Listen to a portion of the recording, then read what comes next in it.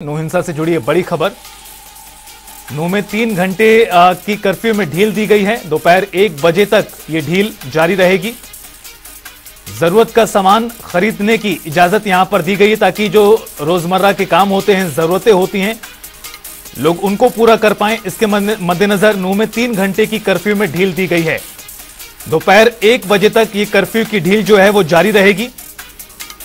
जरूरत का सामान खरीदने के लिए ये ढील यहां पर कर्फ्यू में दी गई। कल भी 2 घंटे कर्फ्यू में ढील दी गई थी। नूह में 3 घंटे की कर्फ्यू में ढील दी गई है। प्रयास यही कि हालात अभी सही नहीं है, लेकिन उसके बावजूद भी स्थिति को कंट्रोल में करना है। ऐसे में जरूरी है कि लोग अपने जरूरतों को भी पूरा कर पाएं और इसके मद्देनजर ये ढील दी गई है।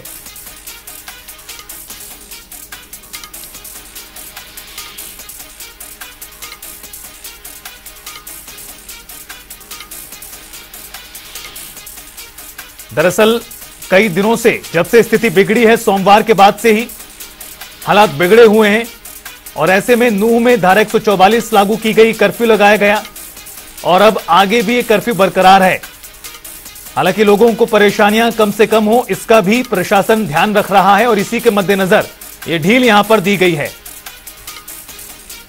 और नूह से हमारे सहयोगी कासिम खान हमारे साथ जुड़ गए हैं ज्यादा बातचीत के लिए, ग्राउंड की रियलिटी बताने के लिए। कासिम, 3 घंटे की कर्फ्यू में ढील दी गई है, अभी किस तरह की स्थिति बनी हुई है और जो 3 घंटे की कर्फ्यू में ढील दी गई है, ये कितनी बड़ी राहत है तमाम लोगों के लिए जो मुश्किलों का सामना कर रहे हैं? देखिए, जहां तक मुश्किलों की बात है तो काफी बड़ी संख्या में लोग मुश्किल में हैं, क्योंकि जरूरी जो सामान है उसको खरीद नहीं पा रहे हैं, बाजार खोल नहीं पा रहे हैं और लोग ग्राहक आ नहीं रहे। पुलिस के गिरफ्तारी की डर की वजह से लोग कहीं ना कहीं खेतों में या फिर पहाड़ों में या फिर घरों से अपने भागे हुए हैं।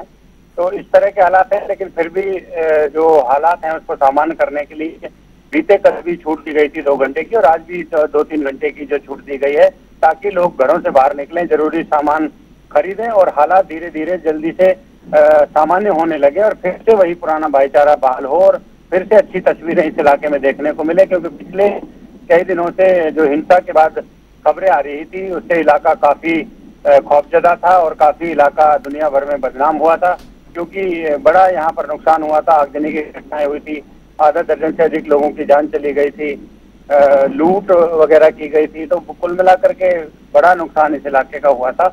अब जिला प्रशासन के अधिकारी और पुलिस प्रशासन के अधिकारी पूरे हालात पर नजर गड़ाए हुए हैं।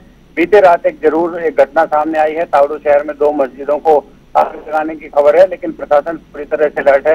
तुरंत वहां पर जो है पुलिस तैनात कर दी गई थी और हालात को सामान्य कर दिया गया। यानी कासिम, कह सकते हैं कि सोमवार की दोपहर की घटना के बाद से नूह में स्थिति कंट्रोल में है। कुछ एक जगहों पर छिटपुट घटनाएं हालांकि अभी भी आई हैं। जी बिल्कुल, स्थिति तनावपूर्ण कहीं भी नहीं है, सामान्य हालात हैं। अब पूरी तरह से कंट्रोल कर लिया गया है। ये जो देर रात मस्जिदों की घटना हुई है, ये 12 और 1 बजे के आसपास की घटना है। शहर के बीचों बीच ये दोनों मस्जिद बताई जा रही हैं जहां पर ये बात हुई थी।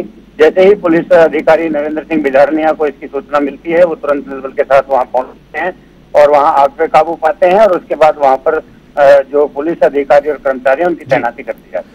कासिम, एक सवाल और, चूंकि धारा 144 लागू है, कर्फ्यू लगाया गया है, लोगों को निश्चित तौर पर परेशानियां हो रही होंगी।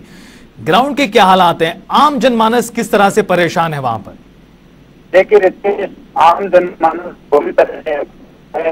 हिंदू समाज के जो लोग हैं वो दुकानें नहीं खोल पा रहे हैं अभी भी, और मुस्लिम समाज के लोग खरीदारी नहीं कर पा रहे हैं। तो कहीं ना कहीं दोनों समाज पूरी तरह से हैं। हालात को पूरी तरह से सामान्य होने में एक लंबा समय लग सकता है। हालांकि पुलिस और सुरक्षा बल के जो जवान हैं वो लगातार स्थिति को सामान्य करने चलते हैं, इसलिए में लगातार ढील दी जा रही है ताकि आगे कोई फैसला लिया जा सके। इंटरनेट जो है 5 अगस्त की मध्यरात्रि तक बंद करने का फैसला ले लिया गया है। स्कूल कॉलेज बंद है। तो भी कह सकते हैं कि हालात जो है पूरी तरह से ठीक नहीं है। हालांकि किसी तरह की कोई छुटपुट घटनाओं को छोड़ दिया जाए तो कोई अप्रिय घटना सामने नहीं आई। बहुत बहुत शुक्रिया कासिम, तमाम जानकारी विस्तार से देने के लिए। क्या कुछ अभी हालात बने हुए हैं ग्राउंड पर?